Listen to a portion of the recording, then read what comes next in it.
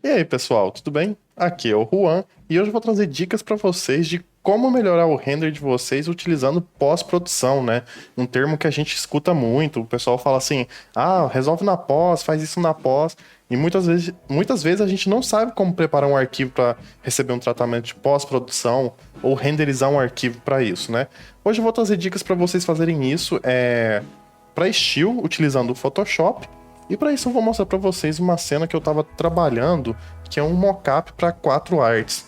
Geralmente a gente trabalharia assim, renderiza, pega esse render, vai lá no Photoshop, recorta o quadro aqui e aplica a arte que a gente quer. Porém, para fazer isso nesse lugar aqui, onde a planta ficou entre a visão do quadro e a câmera, seria um pouco complicado de fazer esse tipo de recorte, muito complexo, muitas vezes só para um pixel branco ali, não fica tão bom o recorte, né? E eu vou ensinar como vocês podem montar mockups, melhorar o render de vocês, utilizando um tipo de arquivo chamado EXR Octane. É uma tecnologia que não é desde sempre que tem no Octane, mas eu acho que foi no começo do ano que recebeu essa atualização, e vocês podem gerar um arquivo com várias máscaras, vários tipos de luz para você utilizar na sua pós-produção, no seu tratamento de pós. Então essa cena aqui ela é bem simples e eu vou mostrar aqui o que vocês devem fazer para preparar o arquivo para receber pós-produção, tratamento, né? Então vocês vão vir aqui no Render Settings, no Ctrl B, vão mudar aqui para Octane, como se fosse renderizar normalmente. Aqui no Main a gente vai mudar esse aqui, ó, Use Denoise Beauty Path, a gente vai marcar. Já na última aba a gente vai vir aqui no Render Path, a gente vai colocar o Enable. Aqui vocês vão pegar, colocar um nome, mockup, por exemplo, e vão deixar aqui, e nessa opção de formato vocês vão mudar para EXR Octane, certo? Assim que vocês mudarem aqui, vocês vão vir numa aba aqui chamada CryptoPaste Only EXR Octane, que é exatamente a mesma opção que a gente acabou de marcar no formato. Então aqui vocês vão ver que vão aparecer várias opções. Geralmente nesse CryptoMate Channel e no Seed Factor eu não costumo mexer, eu costumo mexer aqui nessas opções e eu vou explicar para vocês qual que é a melhor opção para vocês. Então eu costumo utilizar muito essas duas primeiras. Eu vou clicar nessa primeira aqui e vocês vão ver que aqui embaixo, ó, já apareceu um quadradinho a mais. Vou clicar nele e vocês vão ver que meu render mudou, né? Ele tá cheio, tá bem colorido, com cor chapada. O que acontece? Isso daqui, se a gente até deixar o mouse aqui, ele fala, ó, ele é um CryptoMate Channel for Instances ID. O que ele faz? Ele gera um ID para cada objeto na cena. Ele gera uma cor diferente e quando a gente for levar isso para o Photoshop, por exemplo, cada cor virou uma máscara. Então, vamos supor que eu quero tratar esses cubos aqui, eu quero mudar a cor, colocar um S-Curve para aumentar o contraste, aumentar ou diminuir a exposição, então ficaria muito mais fácil eu tendo uma seleção perfeita. A mesma coisa acontece para as plantas, cada um tem uma cor, a variação é pouca, mas quando o arquivo é lido depois, o Photoshop entende isso como uma máscara. Então agora a gente tem o principal, o Denoise, né, o Demain, que é o Denoise Main, e aqui esse Crypto Instance, né, uma máscara para cada objeto. O segundo, Crypto Material Node Name, ele faz máscaras também, porém baseado no material que foi aplicado. Então, tudo que tiver o mesmo material, ele gera a mesma máscara. Então, às vezes você faz uma composição que tenha lá 10 objetos de uma cor, você quer alterar ou fazer uma melhora de contraste ou disposição naquele tipo de objeto, né? Você acha que o material ficou um pouco escuro, você vai aqui com essa máscara, seleciona todos os objetos com o mesmo material e faz a correção de uma vez só. Eu não vou explicar todos aqui, vocês podem ir clicando aqui e clicando aqui, vendo o que cada um faz. Aqui ele vai pelo nome, tá? Esse aqui eu posso explicar um pouquinho. O que acontece? Esse aqui ele vai pelo nome do material. Se eu deixei o material com o mesmo nome, ele gera a mesma máscara. Aqui, ele vai literalmente para cada pontinho desse aqui. Então, se a gente ver aqui agora, vocês vão ver que mudou bastante. Então, por exemplo, o frame do quadro aqui é um material só, a parede é outro, os vasos são outros, né? Então, esse daqui é muito mais útil, pra falar a verdade. Eu sempre uso o primeiro e o terceiro, eu confundi na hora de falar pra vocês. Então, eu vou deixar marcado só um pra gente agilizar o nossas dicas. E eu vou mostrar pra vocês também como separar as luzes para vocês controlarem as luzes lá no Photoshop. Então, vou voltar pro main aqui. E o Ambient Light é o HDRI, né? Tudo que tiver de luz de HDRI, ele gera uma luz à parte. A gente vai clicar aqui. Então essa luz suave aqui que está sendo gerada pelo meu HDRI, ele vai separar. Eu tenho uma luz de sol, né? Entrando pela janela e fazendo um efeito de uma luz um pouco dura. Então aqui no Sunlight, na hora que eu ligar, eu também vou ter minha luz aqui separada. Então, vamos supor que eu quero mudar um pouco a tonalidade dessa luz, quero fazer um pouco de ajuste na exposição.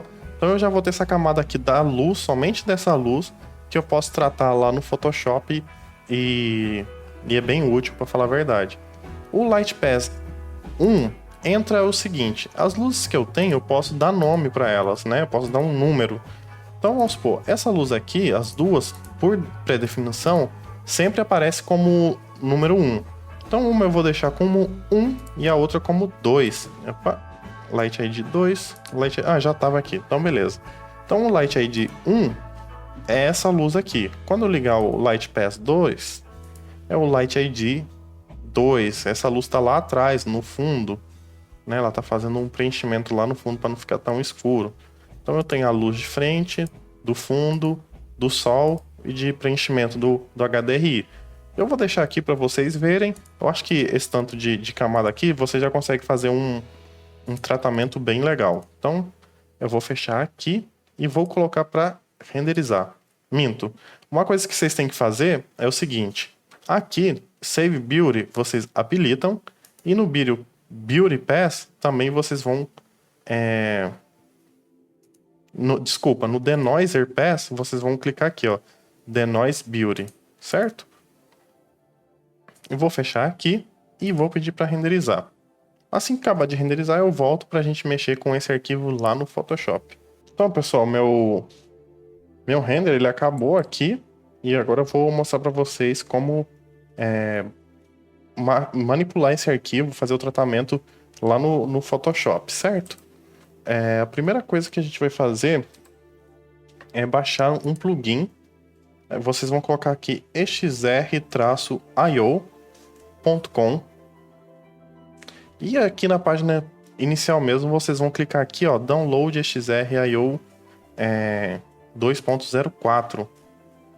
Vai clicar, vocês vão baixar e instalar. Às vezes o Windows, ele identifica como um programa nocivo, porque ele é um plugin do Photoshop, mas vocês podem confiar e instalar na máquina de vocês. Se o Photoshop estiver aberto, vocês fecham o Photoshop e abrem novamente para ele validar o plugin, certo? Como eu já tenho ele instalado aqui, eu só vou abrir meu arquivo no Photoshop. Então eu vou dar 2 cliques aqui. O Photoshop vai iniciar. E assim que o Photoshop iniciar, o plugin ele já vai soltar uma pop-up aqui. Vocês podem clicar no Open direto.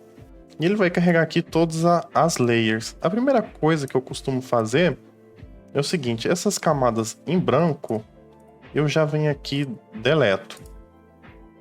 Então, deletou, tranquilo. A segunda coisa que eu faço é identificar o meu Denoise Beauty, que no meu caso está aqui, e jogar lá para cima, para a gente já identificar como que o render ficou.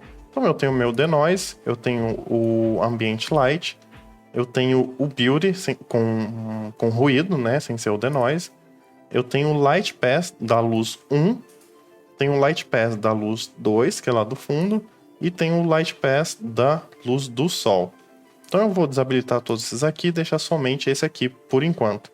A primeira coisa para a gente não ter que ficar procurando aqui camada por camada, saber qual camada é qual, o que a gente vai fazer? A gente vai travar aqui em cima o Denoise Beauty. E agora a gente vai começar a clicar onde a gente quer alterar. Por exemplo, eu quero alterar a cor dessa flor aqui, dessa planta. Então eu vou clicar nela aqui Como minha layer principal aqui está travada, ele vai tentar identificar a primeira layer que eu cliquei. Então, no caso aqui é a planta, fiz a seleção com Ctrl na miniatura, venho aqui em cima, Hue Saturation, e pronto, eu posso mudar aqui a cor perfeitamente. O EXR, ele é por padrão 32 bits, né? Então, se vocês quiserem mudar, pode vir aqui no Mode, Image Mode, 8 bits, que é o mais comum, mas eu gosto de trabalhar com 16. E pronto, aqui eu posso mudar tranquilamente a cor da minha planta. Ah, agora eu quero alterar a cor da minha parede. Desabilito a camada acima do meu build. Clico onde é a parede. Com Ctrl I na miniatura, faço a seleção. Venho aqui em cima. Vou utilizar um Hue Saturation também. E já posso alterar a cor da minha parede perfeitamente. Sem nenhuma dor de cabeça. Então, por exemplo, a gente pode continuar fazendo isso com vários objetos. Desabilita aqui, vem aqui nesse quadrado, clico, e esse aqui eu quero diminuir a exposição, por exemplo. Então, vou vir aqui em Exposer, vou clicar nele, Ctrl na miniatura, acima do meu build, vou clicar em Exposer, e posso fazer isso aqui, ó, objeto não desbloqueado ainda. Né? Se a gente quiser trabalhar um pouco as luzes, por exemplo, quero aumentar a intensidade da luz do sol, eu posso pegar esse Sunlight e jogar por cima de todo mundo. Não, vou colocar aqui por cima só pra gente entender. Então o Sunlight aqui, se eu jogar ele pra... deixa eu ver aqui... Pra Screen? Não, é pra Lighting. Se eu jogar em Lighting, vocês vão ver que não faz diferença nenhuma essa camada existir. Por quê? Porque a intensidade de luz aqui ela é igualzinha. Então eu vou pegar aqui e para essa camada eu vou criar um Exposer, vou linkar ela para atuar somente aqui. Posso aumentar, ó. Posso controlar a intensidade da luz sem eu precisar voltar pro render. Então olha as minhas sombras aqui, ó. Elas interagem perfeitamente, olha. Se eu aumento a luz. Então, essa é a dica que eu dou para vocês sempre utilizarem esse tipo de renderização, porque depois que você tem um render pronto, se quiser alterar a cor de alguma coisa, vamos supor que você está trabalhando com um selo 3D, quer fazer um ajuste, quer chegar na cor do cliente, fica muito mais fácil de você fazer isso no Photoshop do que você voltar e renderizar um frame aí de talvez 5, 10, 15 minutos. Tá certo? Se vocês gostaram do conteúdo, deixe seu like aí. Se vocês têm sugestões de